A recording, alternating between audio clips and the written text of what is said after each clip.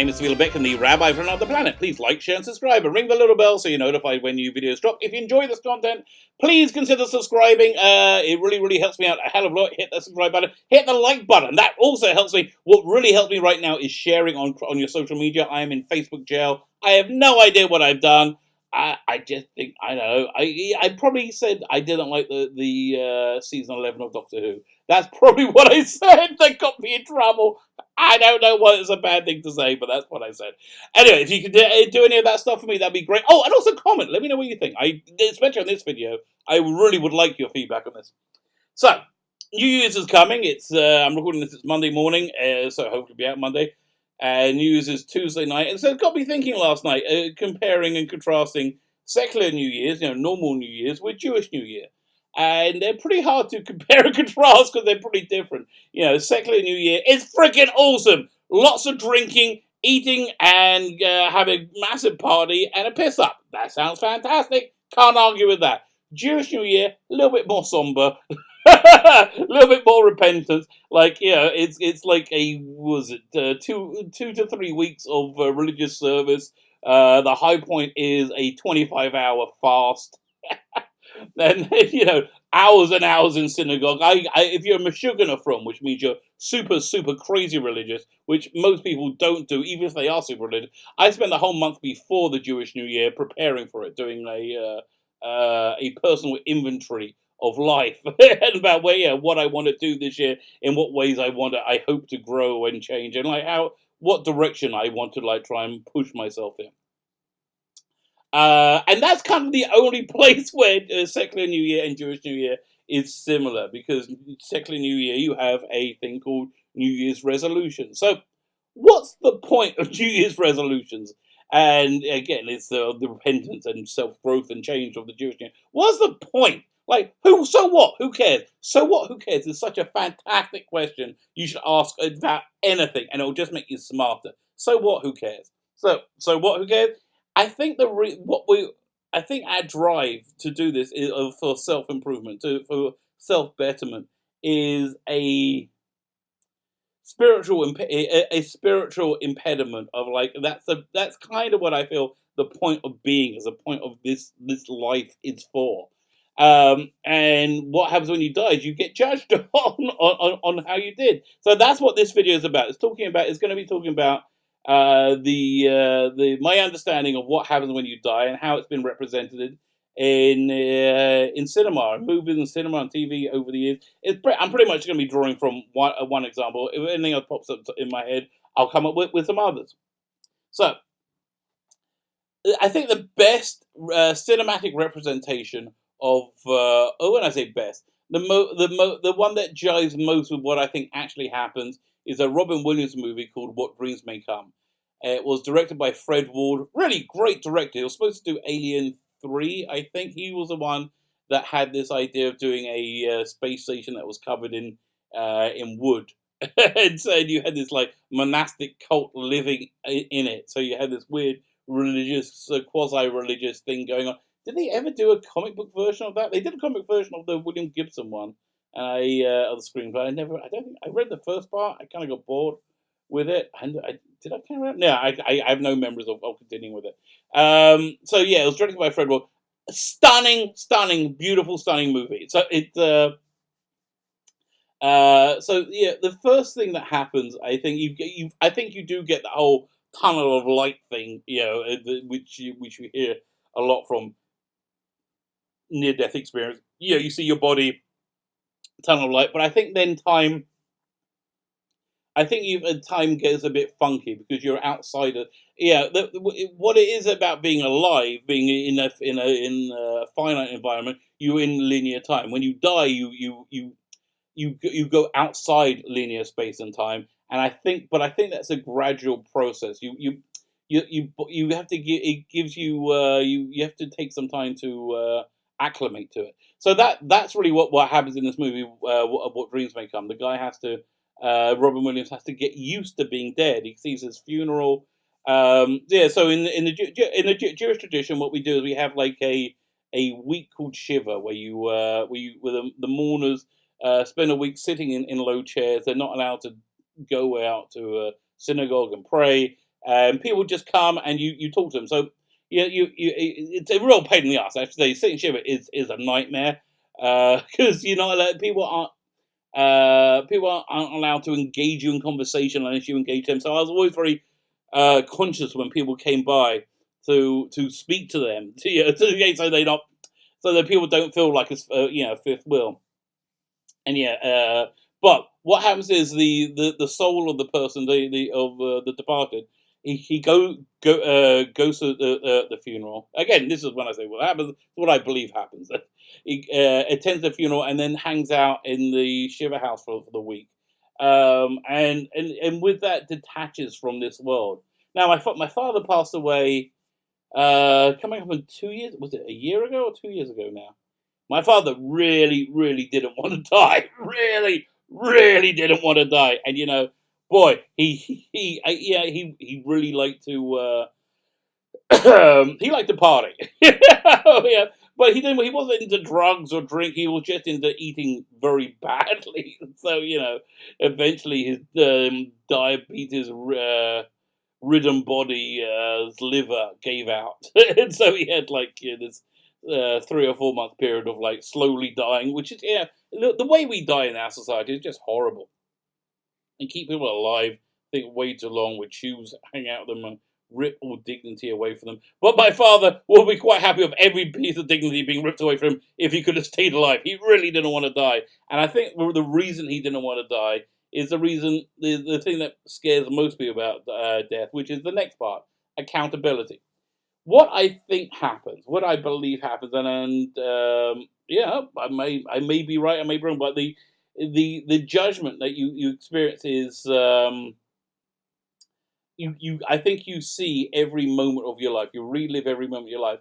Fine, okay, I've been there before, but I think everybody else who's ever existed also does as well. Sees everything you've ever done. So if you think that, which I do, it makes it much easier to be straight with people because they're gonna find out sooner or later anyway. In this world or the next, they're gonna find out. And be straight with yourself as well. So because it's very, very hard to bullshit if you know with you believe anyway. Or I would say no. If you know with crystal clarity, your bullshit is going to be totally, totally called out on, which I think it will be. So that's what I think that whole judgment process, and I think that is both heaven and hell in the same moment. Because if you've led a virtuous life, you're going to feel pretty damn like, whoa, look at me. If you've lived a life not so great, you're going to be pretty embarrassed, and that heat of embarrassment, that's what as I think the books of Kabbalah say is the flames of hell. That heat, that sense of embarrassment, just times a billion. Actually, they say death is 60 times 60 is like sleep, but 60 times more so. So it's like a really, really deep nap. Right, fine. So you have that whole element of accountability. There's a video I saw on YouTube a while ago. It's in Hebrew, so you got to find out about this guy who had a near death experience. He wasn't religious at all. Now he's like super ultra orthodox. Where actually I used to be like that when I first did my rabbinical not degree. What's good? Approbation. When I became a rabbi, there's different types of Jews. You have like the Hasidic ones; they wear like the big furry hats. I was the Litvaks, I think from the German descent. So they wear like the white shirt, black pants, black jacket, and a black hat. Like a gangster hat. So that was the type of Jew I was. I was the Jewish world I was in. I still kind of. I mean, I'm still like friendly with that world, but I'm not. I'm much more secular now, but I'm still religious. If you saw the live stream I did recently with Rabbi Berkhofer, he's in that world. He's in a very great world. So the point is, this guy was totally not religious, and now he's like, so he had this near death experience. He became completely super religious because he believes the whole thing. So the things he said was like, you get shown everything that you've done bad in your life, and he also said one of the worst things you do is masturbating. He was like, dude, you have no idea what the trouble you're getting for that. So let's just say that whacking off is each semen is a potential life, and you're killing a person. Yeah, whoa, that's gonna be some heavy crap to deal with. I don't know what to tell you about that. I don't know what to advise. But then he said he saw all his virtuous stuff he did, and the thing he talks about was that he went to a graveyard one time to see a relative, and he saw the graves were dirty, so he just took them time, he took some water and washed them off and washed them, and that was an act of pure altruism that he could never get any return from. It was just like being a good person, and that's what life is all about. That's what the cornerstone of self improvement, of self growth is all about. It's the antithesis of virtue signaling. That's why virtue signaling is so awful. Virtue signaling is, it takes a good deed and then makes it completely worthless by making the good deed completely about oneself and feeling good about oneself rather than about the deed. Yeah, doing stuff without any recognition. So what happens after then? I don't know. Like I think there's another movie called Cloud Atlas, which has a pretty good beat on reality. Now, Cloud Atlas, the idea of it is it's set in like 6 different time zones, and it's got an ensemble cast. It's got an incredible cast. It's got is it Angela Bassett and Tom Hanks, and they play the same soul, but at different points in time. So you can see the growth that life after life has done for each soul. Which I think. So I think most people go if they're not haven't perfected themselves. They go back and they live another life, and they get better and better and better. And if not, I think you live in this bliss-like environment that's created from your life experience. So the big question I have is, if you have multiple lives, which life experience is your afterlife based on? So I guess it would be an amalgam. So again, going back to that movie, What Dreams May Come, you see his reality is made up of the things that he loved. Like his reality is made up of these paintings that he loved. The only thing that really fails in that movie is it's about this titanic love between a husband and wife that transcends life itself, and she ends up killing herself when he dies. Robin Williams dies, and so he goes on a quest to hell to pull her out of hell to be with her. But it's clear when you see it on screen that Robin Williams and whoever actress was hated each other. They have zero chemistry whatsoever. But they're only together for like a few minutes. So yeah, so you have this whole representation of hell as well, which is also based on one's life experiences. So yeah, I think that's pretty much what happens when you die. What happens when you die? You face accountability, and you live the existence that you created. You know. Yeah, I have this guy I know, and he's from like this rich family, you know, and he's a really kind of like worthless guy. I don't know, worthless. He's a guy who's never really done anything with his life. You know, he doesn't have the ability to do anything, because he doesn't have to. Yeah, people do what they have to do. So you know, I often wonder to myself, like, why would God let this guy have this existence, this utterly meaningless existence, which he realizes as well, and he spends his entire life like hiding from, you know, and so he's just, and that's what, and he's also, it makes him into this like very egotistical and self-centered guy, because he needs relevance. He needs relevance because he has none, because he's never done anything with himself, and he's in his I think he's in late 40s, early 50s. You know, he's lived an entire life of absolute worthlessness. He's not evil. He's actually a very sweet, nice person. You know, I think he wants to do good. He's just has no spine or ability to do anything. So I think, why is it? Why would God allow this person to exist this way? It seems unfair to him, to have this existence. So then I had a revelation. Yeah, I sort of saw what this guy's afterlife was, and I think he lived in heaven. He lived in like the palace of the king, but he was a very lowly person within that hierarchy. Yeah, and I think he hated his insignificance, and I think the reason he had that is because he's just not a person who can't challenge himself. He's never stepped up. He's never expressed any real bravery about anything.